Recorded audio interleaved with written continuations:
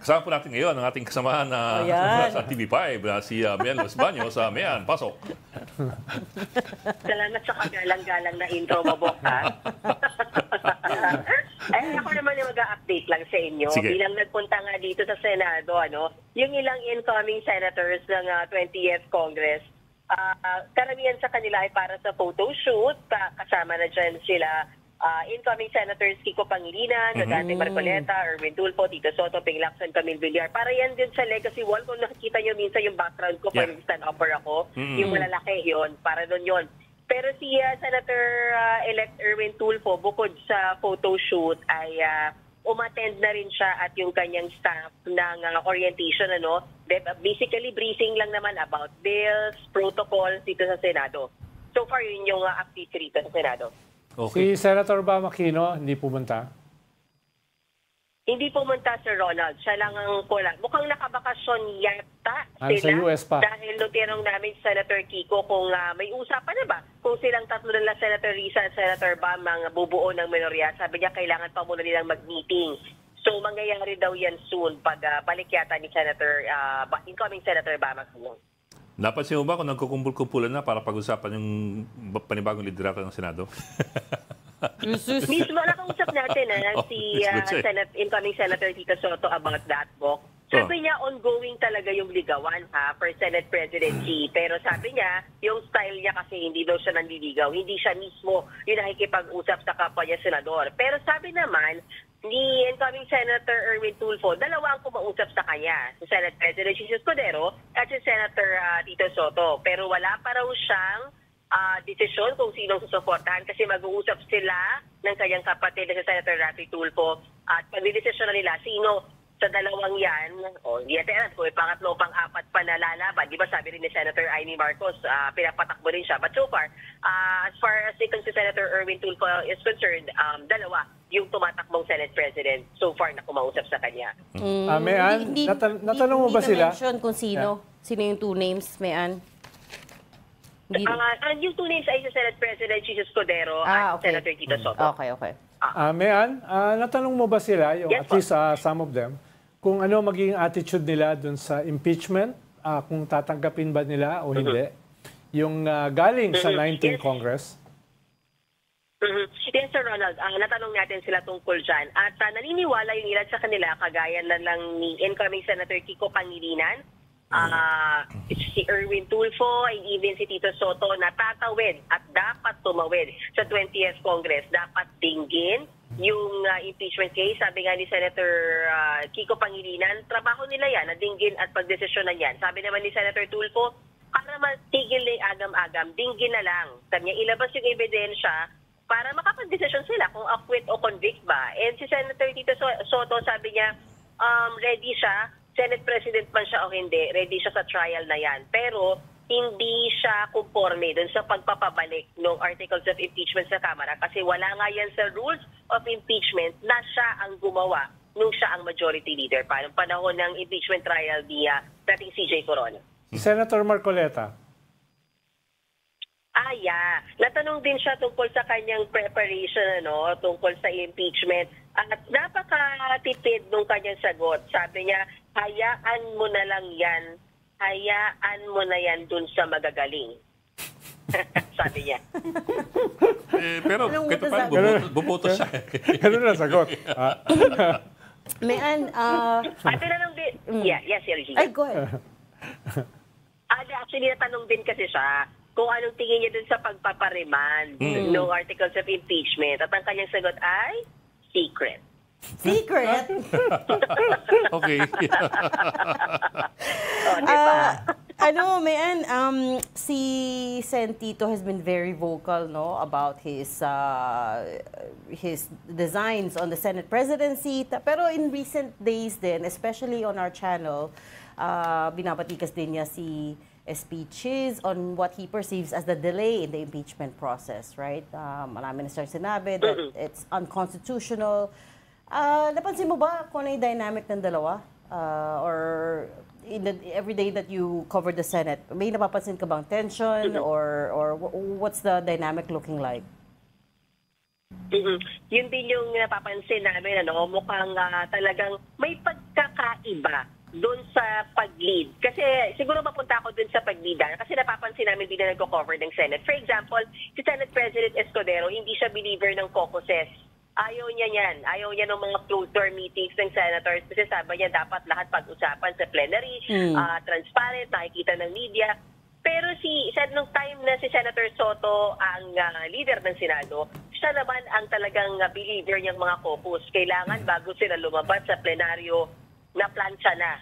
Kasi ayaw nga niya nung sa plenaryo nag-aaway-away yung mga senador. So sa pagkakataon yan sa bagay na yan, medyo nagkakaiba nga sila. So lalo na pagdating sa impeachment issue, talagang medyo magkaiba yung kanilang pananaw dyan. Kasi gaya nung sinasabi ni Senate President Escudero, at bumoto siya na in favor dun sa pagpaparimand.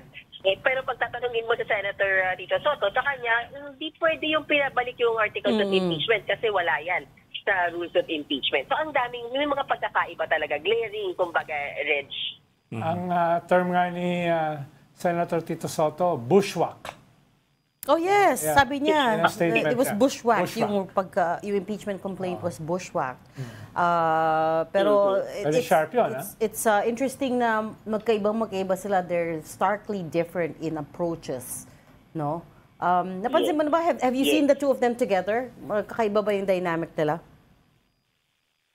Not yet. At least yung ngayon, in the recent, wala pa. Kasi ngayon lang ulit bumalik ng Senado si Senator Tito Soto Tsaka kanina, yung pagbalik niya, hindi na siya, syempre, sinubject to orientation line. Alam niya na yan. Photoshoot lang, mabilis lang, and then umalis na rin siya.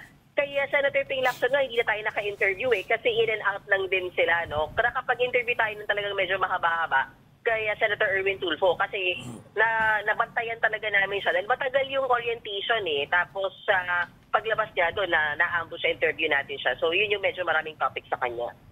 Bok, binanggit mo kanina yung mga opinion ng ilang mga senador about dapat ipagpatuloy yung impeachment trial into the 20th Congress. Yung mga perceived as pro-Duterte kasi kahit paano alam mo na kung ano malamang ang kanilang opinion diyan Secret nga daw Kaya ako naman more or less we have an idea kung ano kanilang opinion. Pero yung mga kung tawagan ay swing votes, mga swing senators, if you might call them that. Parang swing states. Any statements from Indications. them? Yung mga nasa fence pa o nasa tulay na hindi mo malaman kung sila'y abante or atras? San Juanico Bridge. Ang huli natin na narinig sa kanila, yung bago natapos yung session, yung bumoto sila ng 18 to remand, diba? Yeah. And then after that, diba, nag-press conference si Senate President Escudero, and then nagtalaga sila ng spokesperson ng impeachment court. Kasi nga, as much as possible, hindi na sila magsasalita bilang senator judges na nakapag-oath na sila. So far, Bok, parang ang madalas na lang natin nakakausap since nag-recess since last week, si SPCs na lang at saka si Attorney Reginald Tonggol. The rest of the other senators, tahimik na sila so far. Bagamat ni Attorney Tonggol, walang gag order. Pwede silang magsalita. Kumbaga, okay lang daw kay SPCs na magsalita pa yung lahat ng panig sa ngayon habang hindi pa nagsisimula ang impeachment trial. Okay. Bok, one more from me. Walang feedback at all from any of the other senators about their colleagues who went to Kuala Lumpur to endorse VP Sara? Because that became a bit controversial It became a bit controversial kasi tapos na yung swearing in ang pag-convene ng impeachment trial. Which means they're senator judges now. And then two of the judges endorsed the VP for the presidency in 2028. Tinitignan ko kayo, nasa legacy wall ako. Titignan ko isa-isa kung meron nga ba nagsalita about it. Legacy wall parang na-interview lang about it. Oo, Sige ko, teka, isa-isa ko. Wala, si Senate President Escudero lang yung na-interview natin about it. At para sa kanya nga, parang kung may magsasalita against manggitin na natin, sila Senator Robin Padilla, Senator Amy, sabi niya, palamang daw, meron din namang magsasalita dun sa mga anti-VP Sara. Sabi niya, so either way, sabi niya, ganun talaga, ini-expect nila. But so far, walang gag order, walang contempt, walang any punishment for any person na magsasalita or sasama dun sa vice-presidente sa mga lakad niya. So ano, parang wala na lang, hands off na lang. Saka magkaiba yan eh. Wala muna. Kasi parang kahapon kung na-interview namin si Attorney Tonggol kahapon, mas ang tinutukan namin doon ay yung binapatikos, di ba, ng prosecution, yung impeachment court. So doon kami nagtatanong kung wala bang punishment yan, wala bang contempt dyan. So ang sinasabi nga natin ni Tonggol, sa ngayon, maluwag si Presiding Officer Escudero sa lahat ng partido. Wala munang nakikitang contempt, wala munang punishment.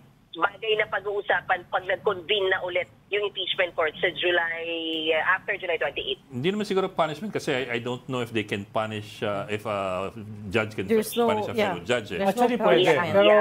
punishment. Pero may rule, yan ay base mismo sa rules ng Senate. Code of ethics na yan. Pero- Meron silang kwan dyan eh. Meron silang mga rules eh. Baka more of yung admonition or if at all note of concern or anything at all that has to do with the reminders. Makapagkwan ka na pag Senate President ka na. Yun, naalala ko na yung sagot ni Senate President Escudero dyan. Kasi ang tanong pala dyan ay dapat bang mag-inhibit yung mga senador na halata naman na malapit kay VP Sara. At ang sinabi nga niya, as far as he knows, yan ay voluntary. Hindi yan pwedeng pagbotohan kung sinong dapat mag-inhibit, sabi niya. Pero sabi nga niya, kung gusto niyong magpatanggal ng isang senator judge, hindi sa impeachment court gagawin, kundi sa Senado. Meaning, mag-file ng kaso sa mag-file ng ethics complaint at tanggalin mismo yung senador bago siya matanggal bilang isang senator judge. Dahil pag tanggal ganun siya sa pagka-senador, then automatically tanggal siya sa senator judge. Tanggal na siya. Yes. Correct. Alam ko doon sa rules dyan, hanggang 2 years na imprisonment eh. Meron pang ganun eh. Totoo ba? Sa Senate rules? Wala namang... Pero think so. Hindi. Sa kwan ng gobyerno. Sa Code of ethics. For 673. May mga rules dyan eh. Yun lang. Okay. Sige. Wala. Okay. Wala na yun, ay? Okay. Basta secret. Ay, tingnan mo. Sorry. Ben, one more pala. Kasi there are several DDS groups or DDS or pro-DDS groups which have been raising the possibility of Marcoleta making a run for the Senate presidency. Magmula nung manalo siya, there were some pitches by some of these groups eh. I'm wondering kung yan ba yung napag-uusapan yan o that's a bit far off? Hindi na pag-uusapan kasi nag-volunteer, di ba, ng information sa Senator Aimee na siya na yung nililigawan para maging Senate President. So parang may hinuha dito na baka siya na from the Duterte block. So siguro hindi na pag-uusapan sa kanya. Okay. Pero tama ka, dapat pala natanong yan kanina. Pero kasi parang medyo mahirap na interview so far. Hindi siya tumitigil for ambush interview kanina si Senator Marcoleta. Naglalakad talaga siya. So kung ano lang yung maabutang tanong, yun lang yung nasagot niya. Secret. Okay. Okay, talaga. Masutil kayo. Hindi, Siya lang. sabi niya. I'm just echoing. Okay, maraming salamat sa isang sutil doon sa Senado. News 5 correspondent Thank you, Los Baños. Bye. Thank you. Salamat, Mayan. You